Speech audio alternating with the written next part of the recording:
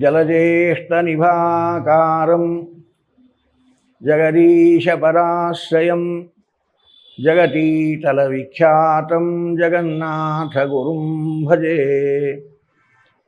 ಹರಿಕಥಾಮೃತಸಾರ ಗುರುಗಳ ಕರುಣದಿಂದಾಪನಿತು ಪೇಳುವೆ, ಪರಮ ಭಗವದ್ಭಕ್ತರಿದನಾದರದಿ ಕೇಳುವುದು. ಮನದೊಳಗೆ ಸುಂದರ ಪರಾರ್ಥವ ನೆನೆದು ಕೊಡೆ, ಕೈಕೊಂಡು ಬಲು ನೂತನ ಸುಶೋಭಿತ ಗಂಧ ಸುರಸೋಪೇತ ಫಲರಾಶಿ. ದಿನದಿ ನಿವಹಗಳಂತೆ ಕೊಟ್ಟವರನು ಸದಾ ಸಂತೈಸುವನು, ಸದ್ಗುಣವ ಕದ್ದವ ರಘವ ಕರಿವನು ಅನಘನೆಂದೆನಿಸಿ. ಕರುಣಾಸಂಧಿಯ 22ನೆಯ ಈ ಪದ್ಯದ ಚಿಂತನೆಯಲ್ಲಿ ನಾವಿದ್ದೇವೆ. ಮಾನಸ ಪೂಜೆಯ ಬಗ್ಗೆ ನಾವು ಚಿಂತನೆಯನ್ನು ಮಾಡುತ್ತಾ ಇದ್ದೇವೆ. ಕಾಯಿಕ ಪೂಜಾ, ವಾಚನಿಕ ಪೂಜಾ, ಮಾನಸಿಕ ಪೂಜಾ, ಈ 3 ವಿಧವಾಗಿರತಕ್ಕಂತಹ ಪೂಜೆಗಳಲ್ಲಿ ಭಗವಂತನಿಗೆ ಮಾನಸ ಪೂಜೆ ಅತ್ಯಂತ ಪ್ರಿಯವಾದದ್ದು. ಮಾನಸ ಪೂಜಾ ಅತ್ಯಂತ ಪ್ರಿಯವಾದದ್ದು ಅಂತ ಕಾಯಿಕ ವಾಚನಿಕ ಪೂಜೆಗಳನ್ನು ಕೈ ಬಿಡುವ ಹಾಗಿಲ್ಲ. ಮಾನಸಿಕ ಪೂಜೆ ಸ್ಥಿರವಾಗಬೇಕಾದರೆ, ಮಾನಸಿಕ ಚಿಂತನೆ ಅದು ಸ್ಪಷ್ಟವಾಗಬೇಕಾದರೆ ಶಾರೀರಿಕ ವಾಚನಿಕ ಪೂಜೆಗಳ ಅವಶ್ಯಕತೆ ತುಂಬ ಉಂಟು. ಮಾನಸಿಕವಾಗಿ ಪದಾರ್ಥಗಳನ್ನು ಚಿಂತನೆ ಮಾಡಬೇಕಾದ್ರೆ ಶಾರೀರಿಕವಾಗಿ ಆ ಪದಾರ್ಥಗಳನ್ನು ನಾವು ಜೋಡಿಸಿಕೊಂಡಿರಬೇಕು. ಮನಸ್ಸು ಕಣ್ಣು ಯಾವುದನ್ನು ಗ್ರಹಿಸಿರ್ತದೋ ಅದನ್ನು ನಮಗೆ ಕಲ್ಪನೆಯಲ್ಲಿ ಕೊಡ್ತದೆ. ಕಣ್ಣು ಮುಚ್ಚಿದಾಗ ಕಣ್ಣು ಕಾಣದ ಪದಾರ್ಥಗಳನ್ನು ಮನಸ್ಸು ಚಿಂತಿಸಲಿಕ್ಕೆ ಸಾಧ್ಯ ಇಲ್ಲ. ಮಾನಸಿಕವಾಗಿ ನಾವು ಪೂಜಾ ಸಾಮಗ್ರಿಗಳನ್ನು, ಪರಿಕರಗಳನ್ನು ಕಲ್ಪನೆ ಮಾಡಿಕೊಳ್ಬೇಕಾದ್ರೆ ಕಾಯಿಕ ಪೂಜೆಯಲ್ಲಿ ಅವನ್ನು ನಾವು ನೋಡಿರಬೇಕು, ಕಾಯಿಕವಾಗಿ ಅದನ್ನು ಪೂಜೆ ಮಾಡಿರಬೇಕು. ಆಗ ಕಣ್ಣು ಮುಚ್ಚಿದಾಗ ಮನಸ್ಸು ಅದರ ಕಲ್ಪನೆಯನ್ನು ನಮಗೆ ಕೊಡುತ್ತದೆ. ಹಾಗಾಗಿ ಆ ಕಲ್ಪನೆಗೋಸ್ಕರವಾಗಿ ಶಾರೀರಿಕವಾಗಿ ಈ ಪೂಜೆಯನ್ನು ವಿಸ್ತಾರವಾಗಿ ವೈಭವದಿಂದ ನಾವು ಮಾಡುವುದನ್ನು ಅಭ್ಯಾಸ ಮಾಡಬೇಕು. ಮಾನಸ ಪೂಜೆಯಲ್ಲಿ ಎಲ್ಲವೂ ಮನಸ್ಸಿನ ಕಲ್ಪನೆಯಲ್ಲಿ ಬರತಕ್ಕಂಥದ್ದು. ಸ್ನಾನ, ನಾನು ಗಂಗಾ ಸ್ನಾನ ಮಾಡುತ್ತಾ ಇದ್ದೇನೆ, ಮಾನಸಿಕವಾಗಿ ಗಂಗಾ ಸ್ನಾನವನ್ನು ಮಾಡುವುದು. ಮಾನಸ ಸ್ನಾನದಲ್ಲಿ ಭೀಮಸೇನ ದೇವರು ಹೇಳಿದ ಒಂದು ಶ್ಲೋಕವನ್ನು ನಿನ್ನೆ ನೋಡಿದೆವು. ಅತಿನೀಲ ಘನಶ್ಯಾಮಂ ನಲಿನಾಯತಲೋಚನಂ ಸ್ಮರಾಮಿ ಪುಂಡರೀಕಾಕ್ಷಂ ತೇನ ಸ್ನಾತೋ ಭವಾಮ್ಯಹಂ ಅಂತ ಮಾನಸ ಸ್ನಾನ ಇದು. ಶಾರೀರಿಕ ಸ್ನಾನ ಮಾಡುವುದಾದರೂ ಕೂಡ ಹಿನ್ನೆಲೆಯಲ್ಲಿ ಈ ಮಾನಸ ಸ್ನಾನವನ್ನು ಮೊದಲು ಮಾಡಿರಬೇಕು. ಆಗ ಶಾರೀರಿಕ ಸ್ನಾನ ಅದು ನಮಗೆ ಶುದ್ಧ ಆಗ್ತದೆ. ಕೇವಲ ಶಾರೀರಿಕ ಸ್ನಾನ ಅದು ಶುದ್ಧಿ ಅಲ್ಲ, ಮಾನಸ ಸ್ನಾನ ಅವಶ್ಯವಾಗಿ ಮಾಡಬೇಕು. ಏನಿದು ಮಾನಸ ಸ್ನಾನ ಅಂದರೆ ಅತಿನೀಲ ಘನಶ್ಯಾಮಂ, ಭಗವಂತನ ಸ್ಮರಣೆ, ಅದೇ ಸ್ನಾನ. ಯಾವ ರೀತಿಯಾಗಿರತಕ್ಕಂತಹ ಸ್ಮರಣೆ ಇರಬೇಕು ನಾವು ಸ್ನಾನ ಮಾಡುವಾಗ? ಮಾನಸಿಕ ಸ್ನಾನದಲ್ಲಿ ಏನು ಚಿಂತನೆ ಇರಬೇಕು ಅಂದರೆ ಭಗವಂತ ಅತಿನೀಲ ಘನಶ್ಯಾಮಂ, ಒಳ್ಳೆ ನೀರು ತುಂಬಿದ ಕಪ್ಪು ಮೋಡದಂತೆ ಅವನ ಶರೀರದ ಕಾಂತಿಯನ್ನು ಚಿಂತನೆ ಮಾಡಬೇಕು. ಅತಿನೀಲ ಘನಶ್ಯಾಮಂ ನಲಿನಾಯತಲೋಚನಂ, ಭಗವಂತ ಅರಳುಗಣ್ಣುಗಳಿಂದ ದಯಾಪೂರ್ಣವಾದ ದೃಷ್ಟಿಯಿಂದ ನಮ್ಮನ್ನು ನೋಡ್ತಾ ಇದ್ದಾನೆ ಅಂತ ಮಾನಸ ಸ್ನಾನದಲ್ಲಿ ಚಿಂತನೆ ಮಾಡಬೇಕು. ಸ್ಮರಾಮಿ ಪುಂಡರೀಕಾಕ್ಷಂ, ಹೀಗೆ ಪುಂಡರೀಕಾಕ್ಷ ಕಮಲದಳಗಳಂತೆ ಅಗಲವಾದ ಅರಳುಗಣ್ಣುಗಳಿಂದ ದಯಾದೃಷ್ಟಿಯಿಂದ ಭಗವಂತ ನಮ್ಮನ್ನು ನೋಡುತ್ತಾ ಇದ್ದಾನೆ. ಆ ದಯಾರಸ ನನ್ನ ಮೇಲೆ ಬಿದ್ದು ನಾನು ಆ ದಯಾರಸದಲ್ಲಿ ಸ್ನಾನ ಮಾಡಿ ಪವಿತ್ರನಾಗುತ್ತಾ ಇದ್ದೇನೆ ಅಂತ ಚಿಂತನೆ ಮಾಡಬೇಕು. ಇದು ಮಾನಸ ಸ್ನಾನ. ಶಾರೀರಿಕವಾಗಿ ಎಷ್ಟು ಸ್ನಾನ ಮಾಡಿದರೂ ಕೂಡ ಭಗವಂತ ದಯಾದೃಷ್ಟಿಯಿಂದ ನಮ್ಮನ್ನು ನೋಡುತ್ತಾ ಇದ್ದಾನೆ, ಆ ದಯಾರಸದಲ್ಲಿ ನಾವು ಸ್ನಾನ ಮಾಡುತ್ತಾ ಇದ್ದೇವೆ ಎನ್ನುವ ಮಾನಸಿಕ ಚಿಂತನೆ ಇಲ್ಲ ಅಂದರೆ ಶಾರೀರಿಕವಾಗಿ ಎಷ್ಟು ನೀರು 108 ಕೊಡ ನೀರು ಮಾಡಿದರೂ ಪೂರ್ಣ ಶುದ್ಧಿ ಇಲ್ಲ. ಮಾನಸ ಸ್ನಾನದಿಂದಲೇ ಶುದ್ಧಿ ಅಂತಾರೆ ಶಾಸ್ತ್ರಕಾರರು. ಭಗವಂತನ ದಯಾರಸದಲ್ಲಿ ಸ್ನಾನ ಮಾಡಬೇಕು. ಆ ಪುಂಡರೀಕಾಕ್ಷನ ಸ್ಮರಣೆ, ಅರಳುಗಣ್ಣುಗಳು, ಆ ಅರಳುಗಣ್ಣುಗಳಲ್ಲಿ ಹೊನ್ನಿ ಸೂಸಿ ಬರತಕ್ಕಂತಹ ಅವನ ದಯಾರಸ, ಅದರಲ್ಲಿ ಸ್ನಾನ ಮಾಡಿ ಅನುಭವಿಸ್ಬೇಕು ಅದನ್ನು ಮಾನಸಿಕವಾಗಿ. ಆ ರೀತಿಯಾದ ಸ್ನಾನ.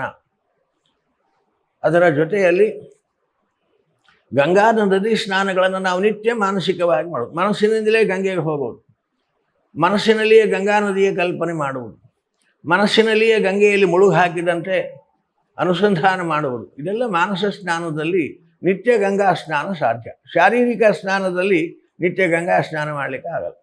ಅನುಸಂಧಾನದಿಂದ ಅಲ್ಲಿಯೂ ಸ್ನಾನ, ನಿತ್ಯ ಗಂಗೆಗೆ ಹೋಗ್ಲಿಕ್ಕೆ ಆಗಲ್ಲ. ಇದ್ದಲ್ಲೇ ಗಂಗೆಯನ್ನು ಸ್ಮರಣೆ ಮಾಡಿ ಗಂಗಾ ಸ್ನಾನ ಮಾಡಿದೆ ಅಂತ ಅನುಸಂಧಾನ ಮಾಡತಕ್ಕಂಥದ್ದು. ಆದರೆ ಮಾನಸಿಕವಾಗಿ ನಿತ್ಯ ಗಂಗೆ ಹೋಗ್ಬೋದು, ನಿತ್ಯ ಗಂಗಾ ಸ್ನಾನ ಮಾಡ್ಬೋದು. ಭಗವಂತನಿಗೆ ವೈಭವದ ಪೂಜೆಯನ್ನು ನಾವು ಮನಸ್ಸಿನಲ್ಲಿ ಮಾಡಬಹುದು. ಮನಸ್ಸಿನಿಂದಲೇ ಭಗವಂತನನ್ನು ರತ್ನಪೀಠದಲ್ಲಿ ಕೂಡಿಸಿ, ರತ್ನ ಸಿಂಹಾಸನದಲ್ಲಿ ಕೂಡಿಸಿ ಪೂಜೆ ಮಾಡಬಹುದು. ಶಾರೀರಿಕ ಪೂಜೆಯಲ್ಲಿ ರತ್ನ ಸಿಂಹಾಸನ ನಮಗೆ ರತ್ನಗಳನ್ನ ನೋಡಲಿಕ್ಕೆ ಸಿಗಲ್ಲ. ಬಂಗಾರದ ಮಂಟಪ, ರತ್ನದ ಪೀಠ, ಅದನ್ನೆಲ್ಲ ಮನಸ್ಸಿನಲ್ಲಿ ಚಿಂತನೆ ಮಾಡಿ ಭಗವಂತನಿಗೆ ಸಮರ್ಪಣೆ ಮಾಡಬಹುದು. ಬಂಗಾರದ ತಟ್ಟೆ, ಬಂಗಾರದ ಪೀಠ, ಬಂಗಾರದ ಎಲ್ಲ ಉಪಕರಣಗಳು ಕೂಡ ಸುವರ್ಣಮಯವಾದದ್ದು. ಅಡುಗೆ ಮಾಡುವಾಗಲೂ ಕೂಡ ಭೀಮಸೇನ ದೇವರು ಮಾನಸ ಪೂಜೆಯಲ್ಲಿ ಅಂತಾರೆ, ಸುಭಕ್ವಾನ್ ಭಕ್ಷಾನ್ ಗೋಘೃತಾನ್ ಭಕ್ಷಾನ್ ಭೋಜ್ಯಾನ್ ಲೇಹ್ಯಾನ್ ಪೇಹ್ಯಾನ್ ಚೋಷ್ಯಾನ್ ದಧಿ ಮಸು ಸಹೃತಂ ಕ್ಷೀರಪಾನೀಯಯುಕ್ತಂ ತಾಂಬೂಲಂತ್ಯಾಪಿ ವಿಷ್ಣೋ ಪ್ರತಿದಿವಸಮಹಂ ಮಾನಸೇ ಚಿಂತೆಯಾಮಿ ಅಂತ ಮಾನಸ ಪೂಜೆಯಲ್ಲಿ ಹೇಳ್ತಾರೆ. ಒಳ್ಳೆ ಆಕಳ ತುಪ್ಪದಲ್ಲಿ ಕರೆದಿರತಕ್ಕಂತಹ ಪದಾರ್ಥಗಳು, ಸುಪಕ್ವಾನ್ ಚೆನ್ನಾಗಿ ಬೇಯಿಸಿರತಕ್ಕಂತಹ ಪದಾರ್ಥಗಳು, ಗೋಘೃತಾಕ್ತಾನ್ ಒಳ್ಳೆ ಗೋಘೃತದಲ್ಲಿ ಕರೆದಿರತಕ್ಕಂತಹ ಒಳ್ಳೆಯ ಭಕ್ಷ್ಯಗಳು, ಸುಪಕ್ವವಾದವುಗಳು, ಭೋಜ್ಯ ಲೇಹ್ಯ ಪೇಯ ಅಂತ 4 ವಿಧವಾಗಿರತಕ್ಕಂತಹ ಪದಾರ್ಥಗಳನ್ನು ಕೂಡ, ಭೋಜ್ಯ ತಿನ್ನುವುದು ಉಣ್ಣುವುದು, ಭಕ್ಷ್ಯ ತಿನ್ನುವುದು, ಲೇಹ್ಯ ನೆಕ್ಕುವುದು, ಪೇಯ ಕುಡಿಯುವುದು, ಹೀಗೆ 4 ವಿಧವಾಗಿರತಕ್ಕಂತಹ ಪದಾರ್ಥಗಳನ್ನು ಕೂಡ ಮಾನಸಿಕವಾಗಿ ತಯಾರು ಮಾಡಿ ಆ ಪದಾರ್ಥಗಳನ್ನೆಲ್ಲ ಬಂಗಾರದ ತಟ್ಟೆಯಲ್ಲಿ ಬಡಿಸಿದ್ದೇನೆ. ರತ್ನಖಚಿತವಾದ ತಟ್ಟೆ ಅದು. ಇದನ್ನೆಲ್ಲ ಮನಸ್ಸು ಪೂಜೆಯಲ್ಲಿ ಕಲ್ಪನೆ ಮಾಡಲಿಕ್ಕೆ ಸಾಧ್ಯ.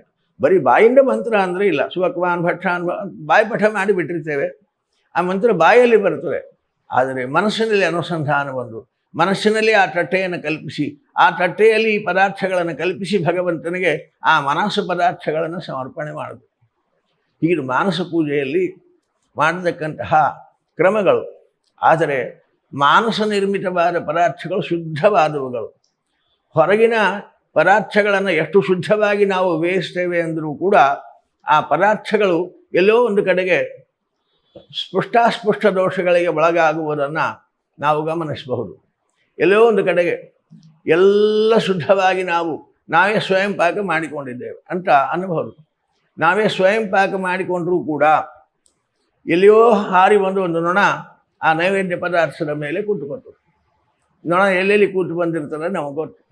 ಆ ನೊಣ ನಾವು ಪರಿಶುದ್ಧವಾಗಿ ಅಡುಗೆ ಮಾಡಿಕೊಂಡಿದ್ದೇವೆ, ಸ್ವಯಂ ಪಾಕ ನಾವೇ ಶುದ್ಧವಾಗಿ ಮಾಡಿಕೊಂಡಿದ್ದೇವೆ.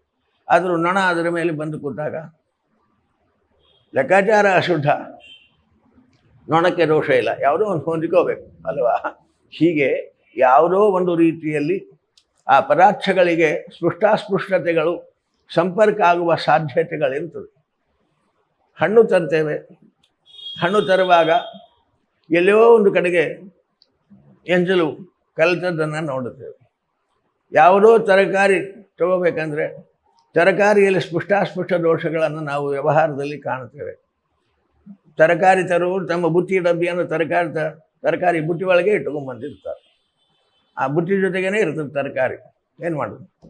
ಹಾಲು ಮೊಸರು ಮಾರುವವರು ಕೂಡ ಆ ರೀತಿಯ ಸ್ಪೃಷ್ಟಾಸ್ಪೃಷ್ಟಗಳನ್ನು ಮಾಡುವುದು ಕಾಣುತ್ತದೆ. ಹೀಗೆ ಲೌಕಿಕವಾಗಿ ನಾವು ಯಾವುದೇ ಥರದ ಪದಾರ್ಥಗಳನ್ನು ಭಗವಂತನಿಗೆ ನೈವೇದ್ಯ ಮಾಡಬೇಕು ಅಂತ ಹೊರಟ್ರೆ ಎಲ್ಲಿಯೋ ಒಂದು ಕಡೆಗೆ ಆ ದೋಷ ಸಂಪರ್ಕ ಆಗುವುದು ನಮಗೆ ಕಲ್ಪನೆಗೆ ಬರ್ತದೆ. ಆದರೆ ಮಾನಸ ಪದಾರ್ಥಗಳನ್ನು ಸಮರ್ಪಣೆ ಮಾಡುವಾಗ ಎಲ್ಲಿಯೂ ಸ್ಪೃಷ್ಟಾಸ್ಪೃಷ್ಟ ದೋಷವೇ ಇಲ್ಲ. ಯಾಕೆ? ಮನಸ್ಸಿನಿಂದ ಒಳಗಡೆಗೆ ನಿರ್ಮಿತವಾದ ಪದಾರ್ಥಗಳು. ಆದ್ದರಿಂದ ಒಂದು ವಾಚನಿಕ ಪೂಜಾ, ಒಂದು ಮಾನಸ ಪೂಜಾ ಭಗವಂತನಿಗೆ ಪ್ರಶಸ್ತವಾದ. ಏಕಾಗ್ರವಾಗಿ ಅವನನ್ನು ಗುಣಚಿಂತನೆ, ಮಹಾತ್ಮ್ಯ ಚಿಂತನೆ, ಲೀಲೆ ಚಿಂತನೆಗಳನ್ನು ಮಾಡತಕ್ಕಂತಹ ವಾಚನಿಕ ಪೂಜಾ, ಒಳಗಡೆಗೆ ಮನಸ್ಸಿನಲ್ಲೇ ನಿರ್ಮಿತವಾದ ಪದಾರ್ಥಗಳನ್ನು ಭಗವಂತನಿಗೆ ಸಮರ್ಪಿಸುವ ಶುದ್ಧ ಪದಾರ್ಥಗಳ ಸಮರ್ಪಣಾ ಭಾವ, ಇದು ಭಗವಂತನಿಗೆ ಅತ್ಯಂತ ಪ್ರೀತ್ಯಾಸ್ಪದವಾಗಿರತಕ್ಕಂಥದ್ದು. ಅದಕ್ಕೆ ಜಗನ್ನಾಥದಾಸರು ಈ ಪದ್ಯದಲ್ಲಿ ಹೇಳುವಾಗ ಮನದೊಳಗೆ ಸುಂದರ ಪದಾರ್ಥವೇ ನನದು ಕೊಡೆ. ಮಾನಸ ಪೂಜೆಯಲ್ಲಿ ಅಲ್ಲಿ ಸುಂದರ ಪದಾರ್ಥಗಳನ್ನು ನಾವು ನೆನೆಸಿಕೊಡಬಹುದು. ಶುದ್ಧವಾದ ಪದಾರ್ಥಗಳನ್ನು, ಸುಂದರವಾದ ಪೀಠಾದಿಗಳನ್ನು ನಾವು ಮಾನಸಿಕವಾಗಿ ಹಾಕಿ ಆ ಪೀಠದಲ್ಲಿ ಭಗವಂತನನ್ನು ಕೂಡಿಸಬಹುದು. ಸ್ವಾಮಿ ಸ್ವೀಕಾರ ಮಾಡ್ತಾನೆ. ಮಾನಸ ಪೂಜೆಯಲ್ಲಿ ಮಾನಸ ನಿರ್ಮಿತವಾದ ಪದಾರ್ಥಗಳನ್ನು ಭಗವಂತನಿಗೆ ಸಮರ್ಪಣೆ ಮಾಡಿದರೆ ಕೈಗೊಂಡು ಭಗವಂತ ಸ್ವೀಕಾರ ಮಾಡ್ತಾನೆ, ಅವಶ್ಯವಾಗಿ ಸ್ವೀಕಾರ ಮಾಡ್ತಾನೆ. ಯಾಕೆ? ಬಲು ನೂತನ ಹೊಸದಾದ ಪದಾರ್ಥಗಳನ್ನು ಮನಸ್ಸಿನಲ್ಲಿ ನಿರ್ಮಾಣ ಆ ತಕ್ಷಣದಲ್ಲಿಯೇ ನಿರ್ಮಾಣ ಮಾಡಿದ ಬಲು ನೂತನವಾದ ಪದಾರ್ಥಗಳನ್ನು. ಕಾಯಿಕ ಪೂಜೆಯಲ್ಲಿ ನಿತ್ಯ ಹೊಸ ಪೀಠವನ್ನು ಹಾಕಲಿಕ್ಕಾಗಲ್ಲ. ಒಂದೇ ಪೀಠ, ಅದೇ ಪೀಠವನ್ನು ಒರೆಸಬಹುದು, ಸ್ವಚ್ಛ ಮಾಡಬಹುದು, ತೊಳೆಯಬಹುದು. ಆದರೆ ದಿನ ಒಂದು ಹೊಸ ಪೀಠ ಹಾಕ್ತೇವೆ ಅಂದರೆ ಇಲ್ಲ. ಮಾನಸ ಪೂಜೆಯಲ್ಲಿ ನಿತ್ಯ ಹೊಸ ಪೀಠಗಳನ್ನು ಭಗವಂತನಿಗೆ ಒಪ್ಪಿಸಬಹುದು. ನೂತನ ಪದಾರ್ಥಗಳನ್ನು ನಿರ್ಮಾಣ ಮಾಡಿ ಮಾನಸಿಕ ಪದಾರ್ಥಗಳನ್ನು ಸಮರ್ಪಣೆ ಮಾಡಬಹುದು. ಬಲು ನೂತನ ಮಾನಸ ಪದಾರ್ಥಗಳನ್ನು ಚಿಂತನೆ ಮಾಡುವಾಗ ಸುಶೋಭಿತ ಸುಗಂಧ, ಒಳ್ಳೆ ಸುಗಂಧ ಪದಾರ್ಥಗಳನ್ನು, ಕೇಸರ, ಪಚ್ಚಕರ್ಪೂರ, ಕಸ್ತೂರಿ, ಇವೇ ಮೊದಲಾಗಿರುತ್ತೆ. ಕಸ್ತೂರಿಯನ್ನು ನಮಗೆ ನೋಡಲಿಕ್ಕೆ ಸಿಗಲ್ಲ. ಕಸ್ತೂರಿ ಸಮರ್ಪಣೆ ಮಾಡಲಿಕ್ಕೆ ಆಗತ್ತಾ? ಕಾಯಿಕ ಪೂಜೆಯಲ್ಲಿ ಕಸ್ತೂರಿ ನಮಗೆ ಸಿಗೋದೇ ಇಲ್ಲ. ಮಾನಸ ಪೂಜೆಯಲ್ಲಿ ಕಸ್ತೂರಿಯನ್ನು ಭಗವಂತನಿಗೆ ಸಮರ್ಪಣೆ ಮಾಡಿ. ಸುಗಂಧ ಪದಾರ್ಥ, ಕಸ್ತೂರಿ, ಪುನುಗು, ಇವೆಲ್ಲ ನಮಗೆ ಸುಮ್ಮನೆ ಶಬ್ದಗಳನ್ನು ಕೇಳಬೇಕಷ್ಟೆ, ಅದರ ಕಲ್ಪನೆಯೇ ಇಲ್ಲ. ಶ್ರೀನಿವಾಸನಿಗೆ ತಿರುಪತಿ ಕ್ಷೇತ್ರದಲ್ಲಿ ಹಣೆಯಲ್ಲಿ ತಿಲಕ ಇಡ್ತಾರೆ ನೋಡ್ರಿ, ಕಸ್ತೂರಿ ತಿಲಕ. ಅದ್ಭುತವಾದ ಕಸ್ತೂರಿ ತಿಲಕವನ್ನು ಧಾರಣೆ ಮಾಡ್ತಾನೆ ಶ್ರೀನಿವಾಸ ತಿರುಪತಿಯಲ್ಲಿ. ನಾವು ಮಾಡಲಿಕ್ಕಾಗತ್ತಾ? ಅದನ್ನು ನೋಡಬೇಕು. ನೋಡಿ ಕಲ್ಪಿಸಿ ಮಾನಸಿಕವಾಗಿ ನಾವು ಸಮರ್ಪಣೆ ಮಾಡಬಹುದೇ ಹೊರತು ಕಾಯಿಕ ಪೂಜೆಯಲ್ಲಿ ಕಸ್ತೂರಿ ಸಮರ್ಪಣೆ ನಮಗೆ ಸಿಗೋದೇ ಇಲ್ಲ. ಅದರಿಂದ ಸುಶೋಭಿತ ಗಂಧ ಅಂತಹ ಕಸ್ತೂರಿ ಪುನುಗುಗಳಿಂದ ಕೂಡಿರತಕ್ಕಂತಹ ಸುಗಂಧ ಪದಾರ್ಥಗಳನ್ನು ಮನಸ್ಸಿನಲ್ಲೇ ಚಿಂತನೆ ಮಾಡಪ್ಪ. ಕಾಯಿಕವಾಗಿ ನಿನಗೆ ಮಾಡಲಿಕ್ಕೆ ಆಗಲಿಲ್ಲ, ಬೇಡ. ಮನಸ್ಸಿನಲ್ಲಿ ಆ ಪದಾರ್ಥಗಳನ್ನು ಕಲ್ಪಿಸಿ ಭಗವಂತನಿಗೆ ಸಮರ್ಪಣೆ ಮಾಡು. ಸುರಸೋಪೇತ, ಒಳ್ಳೆ ಆಕಳ ಹಾಲು, ಸುರಸ, ಒಳ್ಳೆ ರಸಭರಿತವಾಗಿರತಕ್ಕಂತಹ ಹಣ್ಣುಗಳು, ಅದೆಲ್ಲ ನಾವು ಅಂಗಡಿಯಲ್ಲಿ ತಂದ ಹಣ್ಣು ಆದರೆ ಅದು ಸುರಸೋಪೇತ ಆಗಬೇಕು ಅಂತಿಲ್ಲ. ಯಾವತ್ತೋ ಕಿಟ್ಟಿದ್ದು, ಎಲ್ಲಿಯೋ ತಂದು ಅಡಿಗೆ ಹಾಕಿದ್ದು, ಅಥವಾ ಯಾವುದೋ ಕೆಮಿಕಲ್ ಪದಾರ್ಥಗಳನ್ನು ಹಾಕಿ ಹಣ್ಣು ಮಾಡಿದ್ದು, ಕಾಯನ್ನು ಹಣ್ಣು ಮಾಡಿದ್ದು, ಅದು ಪಕ್ವಲ್ಲ. ಕಾಯಿಗೆ ಕೆಮಿಕಲ್ ಕಲಸಿ ಹಣ್ಣು ಮಾಡಿದ್ದು, ಅದು ಯಾವ ಹಣ್ಣು? ಅದರಲ್ಲಿ ಸುರಸ ಬಾಂದ್ರೆ ಎಲ್ಲಿ ಬರ್ತದೆ? ಅದರಿಂದ ನಮಗೆ ಕಾಯಿಕ ಪೂಜೆಯಲ್ಲಿ ಸುರಸೋಪೇತ ಆಗಲ್ಲ. ಮಾನಸ ಪೂಜೆಯಲ್ಲಿ ಅಂತಹ ಸುಖಕವಾದ ಪದಾರ್ಥಗಳನ್ನು ಕಲ್ಪಿಸಿ ಭಗವಂತನಿಗೆ ಸಮರ್ಪಣೆ ಮಾಡಬಹುದು.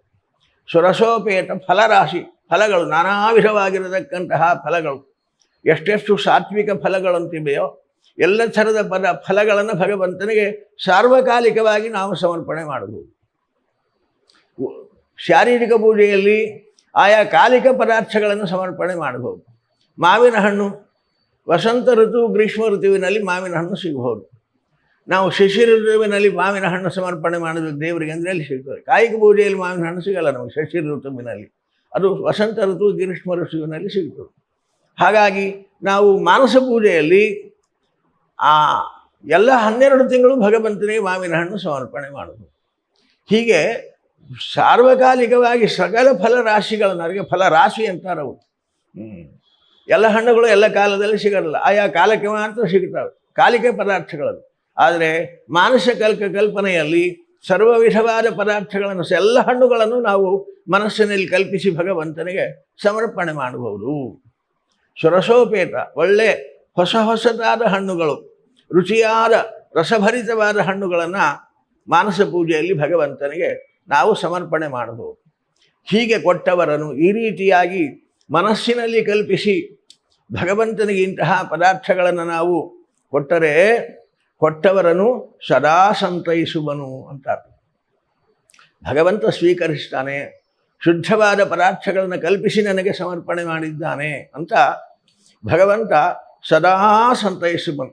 ನಮಗೆ ಯಾವ ಆಪತ್ತುಗಳು ಬಂದಾಗಲೂ ಕೂಡ ನಾನಿದ್ದೇನೆ ನಿನಗೆ ರಕ್ಷಕನಾಗಿ ಧೈರ್ಯವಾಗಿರುವಂಥ ಸಂತೈಸ್ತಾರೆ ನೋಡ್ರಿ. ಹಾಗೆ ನಮ್ಮ ಜೊತೆಯಲ್ಲಿದ್ದು ನಮಗೆ ರಕ್ಷಕನಾಗಿ ನಮ್ಮನ್ನು ರಕ್ಷಣೆ ಮಾಡ್ತಾ ನಮಗೆ ಕರುಣೆ ತೋರಿಸಿ ಧೈರ್ಯವನ್ನು ತುಂಬುತ್ತಾನೆ ಭಗವಂತ, ಸಂತೈಸ್ತಾನೆ. ಧೈರ್ಯವಾಗಿ ಮಾನಸ ಪೂಜೆಯನ್ನು ಮಾಡಿರಿ, ಮಾನಸಿಕ ಶುದ್ಧ ಪದಾರ್ಥಗಳನ್ನು ಭಗವಂತನಿಗೆ ಸಮರ್ಪಣೆ ಮಾಡಿರಿ. ಹೀಗೆ ಸಮರ್ಪಣೆ ಸಂತೈಸುವಾಗ ಭಗವಂತ ನಮಗೆ ಕರುಣೆ ತೋರಿ ಅನುಗ್ರಹಿಸ್ತಾನೆ ಅನ್ನುವ ಅಭಿಪ್ರಾಯವನ್ನು ಈ ಪದ್ಯದಲ್ಲಿ ಮಾನಸ ಪೂಜೆಯ ವೈಭವವನ್ನು ದಾಸರು ನಮಗೆ ಕಲ್ಪನೆಗೆ ಕೊಡುತ್ತಾರೆ ಎನ್ನುವಲ್ಲಿಗೆ ಯಥಾಮತಿ ಪದ್ಯ ಚಿಂತನೆ. ನಾಳೆ ಮತ್ತೆ ಈ ಚಿಂತನೆಯನ್ನು ಮುಂದುವರಿಸೋಣ. ಮಧ್ವೇಶಾರ್ಪಣಮಸ್ತು. ವಿಶ್ವ ಪ್ಲಸ್ ಜನಹಿತಕ್ಕಿದು ಜ್ಞಾನದ ಜಾಲ.